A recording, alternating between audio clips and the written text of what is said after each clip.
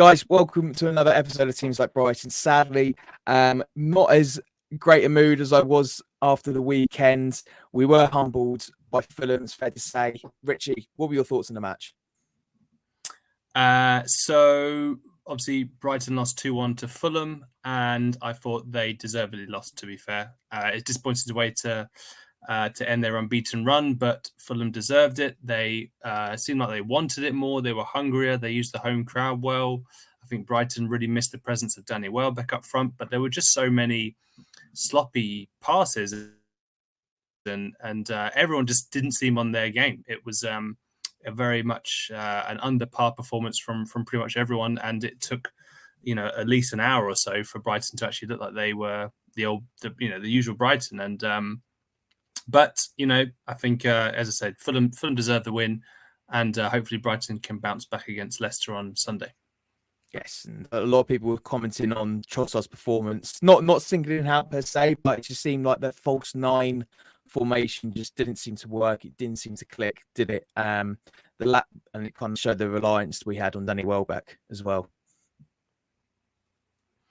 Yeah, for sure. I think obviously Trossard has shown that he can be successful in the false nine. Especially last year at Liverpool, he was fantastic. But I think sometimes if you have got a team that Liverpool love to attack you, and I think Fulham, they were playing on the counter at times, and I think that doesn't suit so much the false nine style. They're just like Trossard and Mwepu were really given no time at all to breathe or bring others into play, and yeah, as I said, they really missed Welbeck. But there's also Sanchez made a mistake at the back. Webster made a mistake at the back. People were missing passes. Estupiñán didn't have as good a game as his first two. He was partly at fault for the second goal because he was dispossessed by Mitrovic, who was an absolute beast on the night. But yeah, I think this was maybe a bit of a reality check for Brighton that they can't win. Obviously, not everyone's saying they win every game, but this was just to keep them a bit more grounded and realize they can't just turn up. They have to be on their A game pretty much every week to get the wins. Yes, and no doubt they'll probably be focusing on that for Leicester. But we will talk about Leicester in a minute because another big thing happened this week. It's been quite a busy one for any football fan going. Transfer deadline day. I'm going to just throw it out there. What is Brighton's grade for the transfer window? Poof. Oh, that's a tough question, Tommy. I guess you could sort of put it into different categories. So you could say, in terms of the money that was brought in, you could say A+. To get up to 62 million for Cucurella, potentially up to 35 million for Basuma. We've 1 year on his contract left. 15 million for Mopo, 1 year on his contract left. Up to potentially 10 million for Leo Østigård, who never played a game for Brighton. That's A star stuff. That's fantastic. And this is a debate that's raging, I think, on Brighton social media channels about the incomings and if they could have done more. I guess if I look at it this way, is I would probably say their incomings would be maybe a B- or a C+. I think just because they've, in terms of the signings they've brought in, only one seems to be a starter, and that's Estupiñán. And he's arguably not quite as good as Cucurella at the moment. It's early days. But, Enciso is a fringe player at the moment, 18-year-old. Simon Adingra was signed from FC Noordijland, and he's on loan at Union SJ in Belgium. So, yeah, and then also there's Levi Colwood on loan from Chelsea, which is a very good deal. And then Billy Gilmore on transfer deadline day. So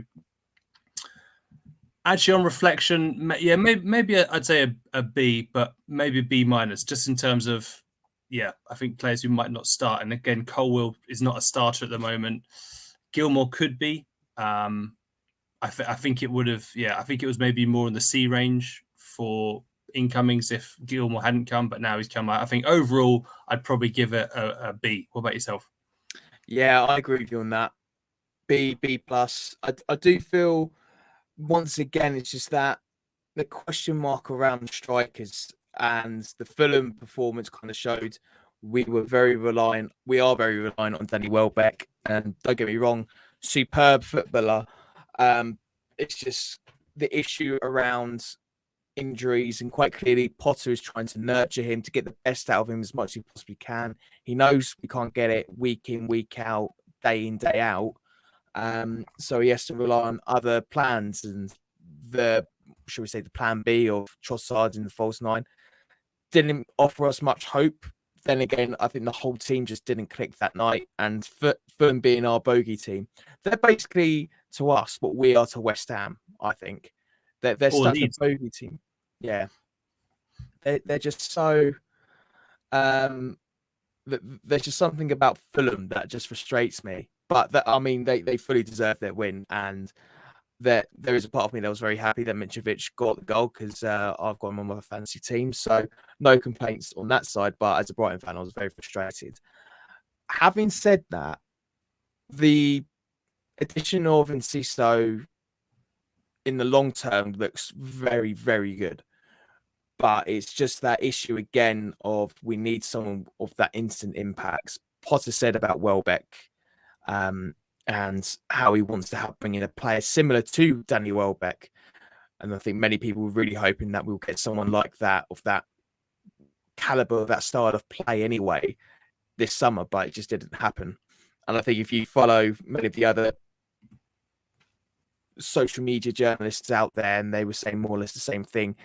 We were linked to a couple of strikers, but there was nothing serious. The gears weren't really churning on any proper transfer window deals this summer anyway, this window. Maybe we might get something in January, but as recent traditions have shown, in the likes of Dennis Undav, they went straight to Union SG. So whether or not we'll get that, I doubt it this season, which is a shame. That kind of brings it down for me from an A+ to a B. And I think that just shows the value of, or the gap in depth that we have up front for us. So 2 interesting takeaways from the transfer deadline day was that Steven Alzate was set to head out on loan to West Brom. But unfortunately, they couldn't get the deal done in time before the 11 p.m. deadline. It's been reported that basically the Football League, English Football League, is much stricter on the 11 p.m. deadline. You have to get a transfer in, whereas in the Premier League, you've got these things called deal sheets, which basically allow Premier League teams, when they're engaging with one another, to have a bit more time to complete the necessary documentation. And basically, I'm not entirely sure if in terms of pointing fingers, but I think perhaps the communication wasn't the best between the two in some areas. And unfortunately for West Brom and maybe Alzate, he remains a Brighton player. And it's an interesting one because obviously with Gilmour's arrival, it does push him further down the pecking order in the midfield. And I mean, Alzate hasn't played in the Premier League this season. He's only met to been in the Carabao Cup. So it was an interesting one. What did you make of how that fell through and how that panned out? Yeah, I feel sorry for Steven Alzate. I've made it clear that I'm a big fan of him. I think he's a really good player to have in the squad. And he's definitely at that age now where he has earned the right to get minutes under his belt, and he needs to play week in, week out. And being able to play somewhere like West Brom would have been fantastic for him. And at a level like in the Championship as well, again, every week, if we could get him, if he's one of the first names on the team sheet, it would have been superb. So I am, I'm a bit annoyed the fact that the Football League and the Premier League do not have the same sort of leeways as each other. So it's a pity on that end, because nobody wins. Nobody wins in that aspect if it's deadline, no ifs, no buts.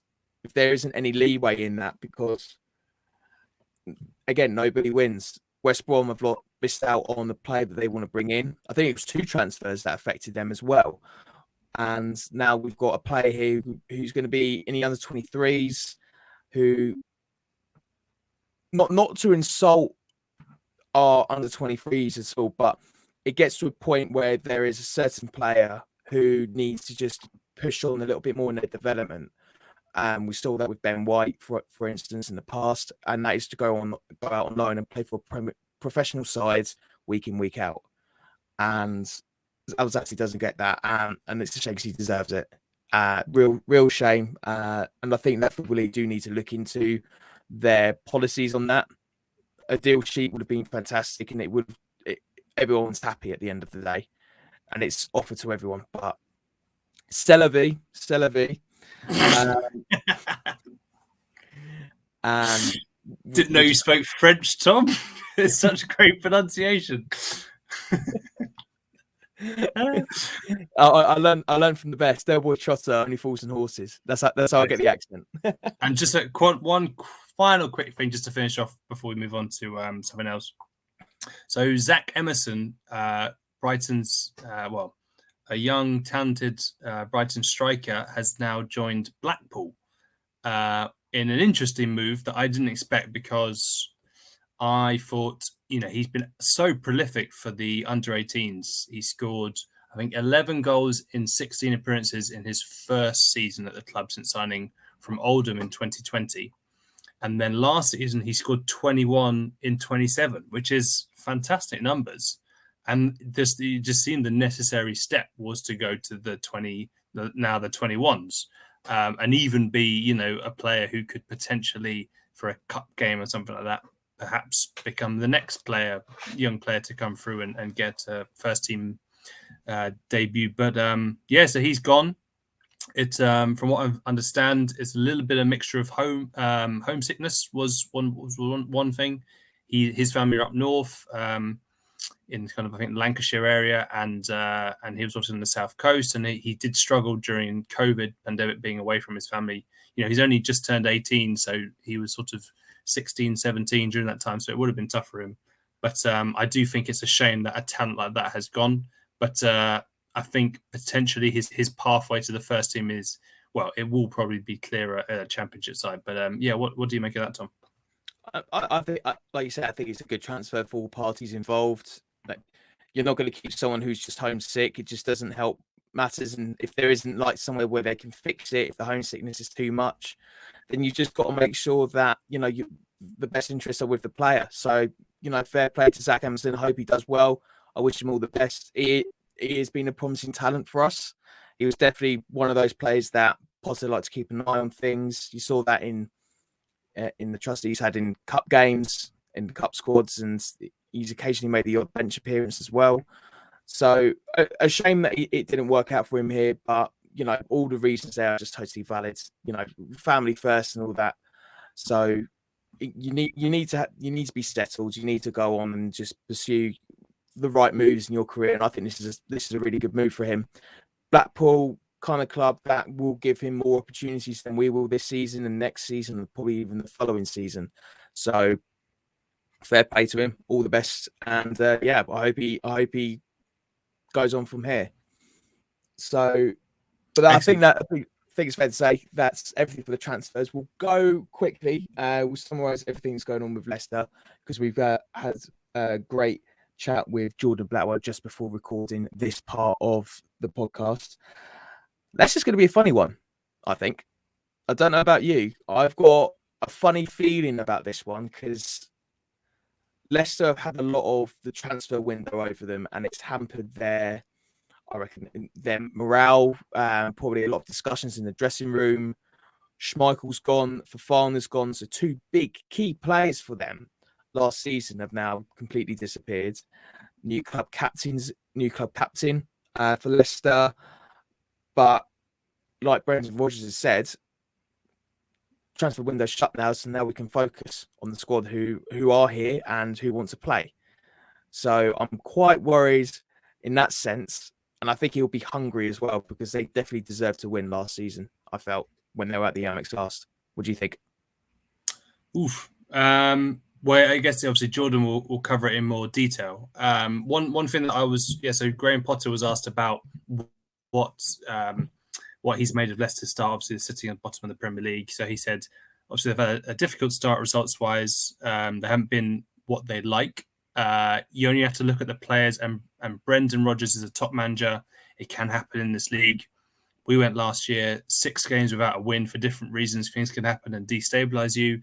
The transfer window can cause problems. He says, I can't comment on Leicester. All I know is the Premier League can do that to you.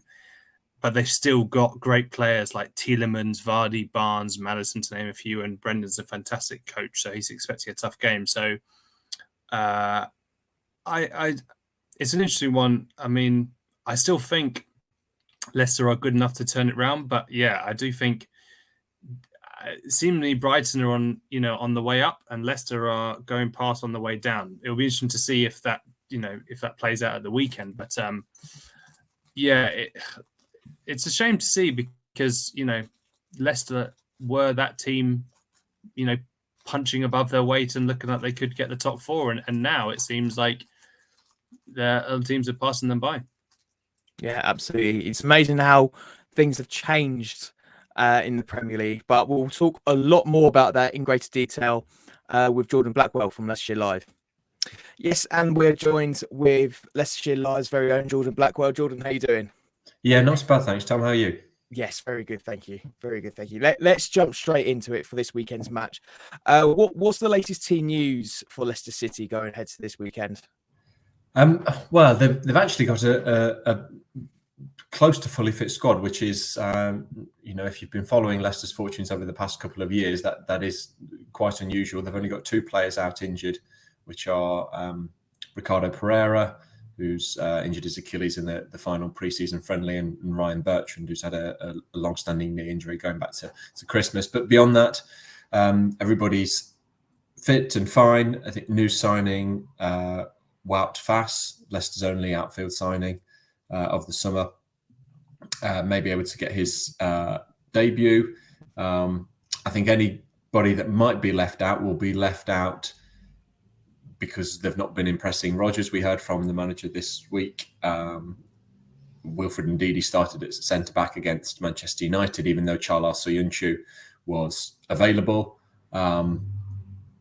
And it basically comes down to the fact that Soyuncu's not been training well enough. That's what Rodgers was very blunt about it. So I think if anybody misses out, that's what it's going to come down to, is players that are not not picking up the slack in training, not showing that they're worthy of a place in the team.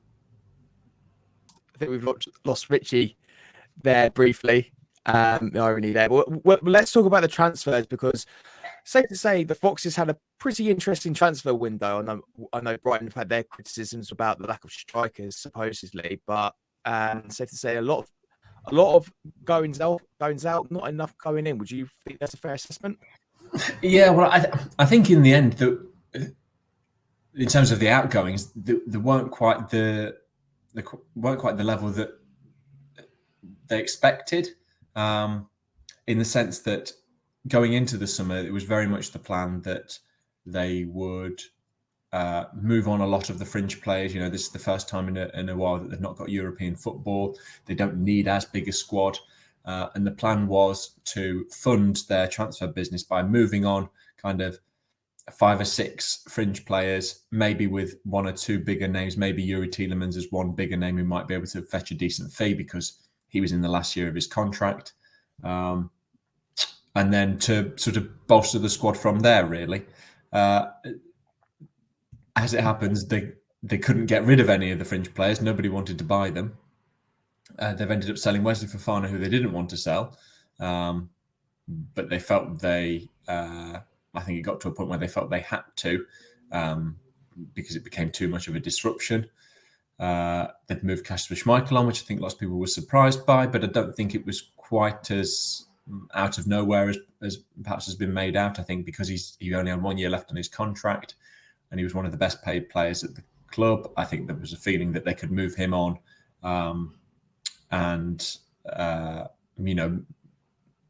They didn't, as they've stuck with Danny Ward as number 1, so they've not brought in another goalkeeper to fill his spots. So that felt like somewhere where the club could make back a little bit of money, because they weren't going to have to pay Schmeichel's wages for another year. So yeah, they've kind of ended up with, obviously, as I mentioned, they've signed 1 outfield player, Wout Fass. centre-back who's kind of come in as Fofana's replacement. But yes, it's basically they've got financial. It's all about the sustainability of the club, and I think they've lost £100 million in the past 2 years. Expecting that number to rise again when the latest set of accounts is released, probably February, March time. They've always had one of the highest wage to turnover ratios in the league. There was one of the COVID years, their wage bill was 103% of their turnover. They were the first club to be over 100% since QPR, I think in 2013, something like that. So that's, you can't be spending more money just on wages than you're making, because you've got loads of other expenditures beyond that as well. So that number's always been quite high, normally around 85-90%. So that's something they've had to bear in mind. As I said, no European football, so they've had to bear all these things in mind, and there's been no activity. And I think beyond that, I think the problems have been that they've had so many players linked away, which obviously Brighton, that's well known with obviously everything around Cucurella and obviously him eventually going. Leicester obviously had that with Fofana, that it became a far bigger saga than they wanted it to, because he then started playing up and he wasn't turning up to training sessions and things like that. He was demoted to the under-21s. But then they had the links around Tielemans and whether Arsenal would make a bid. They had links around Maddison and whether Newcastle were going to come in for him. And I think all of that probably was a little bit unsettling. And Rodgers he's kind of pinned his hopes really on the fact that the transfer window has ended, and is now saying that our form's going to pick up now the transfer window's over. It's been a huge distraction for us. And he's basically kind of said Leicester's poor form, and it is the worst run of form they've been on for a long, long time. Certainly the worst run of form of his reign. He's basically said that that's all come down to the distractions of the transfer window, and now it's closed. They should pick up a little bit. Richie, welcome back. Sorry, I'm sure there was some. I'm going to let you lead, because there was probably the questions that you guys were asked. So I'll just come in later. So we've discussed team news. We've discussed the transfers. What question would you like to ask our guest? This is very professional. So, Jordan, in terms of the positives that have come out of the season so far for Leicester, are there any, or what would they be if there are? It is really difficult to pick any, really. They have been really poor on the pitch, and I think that's why maybe in other scenarios there may be sympathy with Rodgers from the fans, because he hasn't been able to bring in any players. And obviously we've seen, most, if not all, other clubs strengthen their squads considerably. But I think because it has been so poor on the pitch, I think that sympathy has run out. I'd be tempted to say, one, there's not been many injuries, which is a positive, I suppose. I think maybe the performances of Boubakary Soumaré, he was one of the players that Leicester were expecting to leave, and he nearly did leave. I think he turned down one move away. Leicester negotiated with Monaco, but Monaco didn't quite put forward enough money for Leicester to accept the sale. And all of a sudden, he's kind of come back into the team. He started the last two games, and he's actually looking a little bit better. I think he was one of Leicester's signings last summer, and it looked a really, coming to the end of last season, it looked a really poor deal. He barely played over the final half of the season. When he played in the first half of the season, he didn't look up to speed in terms of the Premier League. He just looked, everything was a bit too slow when he was on the ball, and also with his kind of tracking and things like that, his urgency in getting back and helping his defence. But last two games he's played, he's got more involved. He looks like he's maybe adjusted a little bit. So maybe that's the one positive. If he can end up being a really, if he can improve this season, he ends up being a player that, a good player. I think Rodgers went into about 3 games before the end of last season. Rodgers said, I need at least 2 new central midfielders. But I think he may feel like one if he can produce performances that get him in the team. So He kept Wilfred Ndidi out of the team against Chelsea. Ndidi ended up dropping back into centre-back against Manchester United. So it'll be interesting to see actually which of those two start in the defensive midfield position, whether he sticks with Samare or whether he does go back to Ndidi. But I think Samare will probably feel he's done a decent job and is worth a spot in the team. Jordan, I know you touched on it briefly in my previous question, but what are Leicester City's expectations going ahead to this season, and what are they hoping for the match this weekend at the AMEX? I think for the season, I think there is a very big gap between what the fans expect and what Rodgers expects, and I think probably the players are probably more towards the fans' point of view. I think because they have been for probably probably more than that, 3 or 4 years maybe. They established themselves as the kind of the team most likely to break up the elite. Obviously, they finished 5th twice. They won the FA Cup. They had a few seasons where they were, I think, not last season, but the season before, they beat all of the big six at least once. So they were a real contender at the top. So, and I think when you look at the squad, it's exactly the same squad that won the FA Cup 2 years ago, bar there's no Schmeichel and Fofana. So it doesn't feel too different. So I think the feeling is that from fans that on that basis, it should be a solid top half of the table squad. Maybe no European football this year. So they've not got that bogging them down, and they've not got a busy schedule. Maybe fewer injuries. Maybe that means they can push for 7th, and maybe that Conference League spot. I think Rodgers is gearing up for a relegation battle, and he's basically, because of the lack of signings, I think he's solely thinking about getting to that 40 point mark, and just as simple as that, not looking further than that, because he doesn't feel that Leicester are in a position to be able to look further than that at the minute. So I think that will probably be a cause of disquiet over the whole season, really, because I think fans won't accept that. I think when Ranieri was manager, obviously in that famous season, his message was, let's target 40 points. He never sort of swerved from that. Even when Leicester were like 39 points at Christmas, he was saying, right, we need to get to 40 points. But I don't think Rodgers can get away with approaching it the same way. So yeah, I think that's kind of the target for this season. Personally, I would say that it should be a team that finishes in the top half at least, with the quality that they do have. For this weekend, well, they needed the first win, but with the way that from what I've seen of Brighton, in terms of highlights this season, but also I know the performances over the past couple of years, I don't think Leicester will be able to.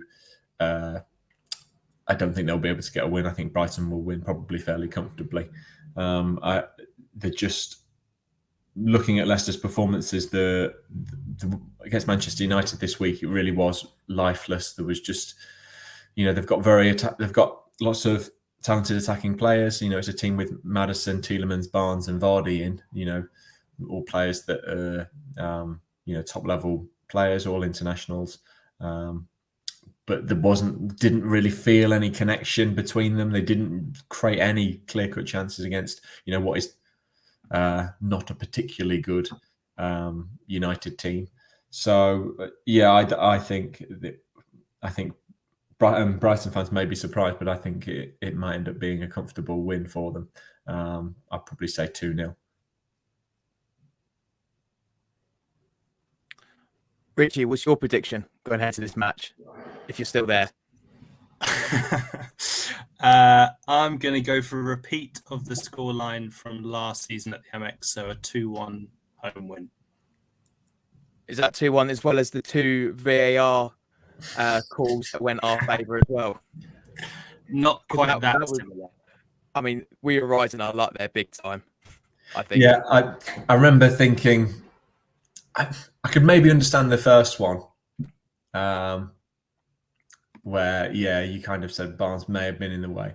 The second one was one of the most bizarre decisions that went against Leicester last season. There seemed to be nobody in Sanchez's eye line when Ndidi met the header. So, that was a frustrating one last season. And actually, that second half performance was one of Leicester's best 45 minutes of the season at Brighton last season. They didn't quite get what I thought they deserved from that. It really was. I remember coming out of that match, we got absolutely battered in the second half, and we got away with it. Like, the footballing gods and the VAR gods were definitely in our favour that day. So it's an interesting one. I am going to go with Richie's 2-1 prediction as well. I do think that we need to get a response from Fulham, definitely, and we need to make the AMEX a bit of a fortress. Yeah. Well, the 2-2 prediction's gone now. We lost to Fulham. I'm not taking it anymore. Basically, Jordan, every single game, Tom predicts a 2-2 draw in the hope that the results are always positive. So this is the first time you're getting a special, exclusive, where he's deviated from his chosen thing. So I'm not happy. I'm not sure. I'm not sure. You were predicting 2-2 in the hope that they'll then prove you wrong by winning. Basically, yes. Right. Okay. Sitting on that fence, nice and firmly, and then if things go badly, then I'll change the prediction. Voodoo, yeah. So I'm fuming. There was method in the madness. Right. There was method in the madness, basically. But yeah, I think that's everything we've got time for going ahead to this game. Jordan, thank you so much. Enjoy the game. Thank you. Not too much, Thanks very hopefully. much. And thank you so much for joining us. Cheers, guys.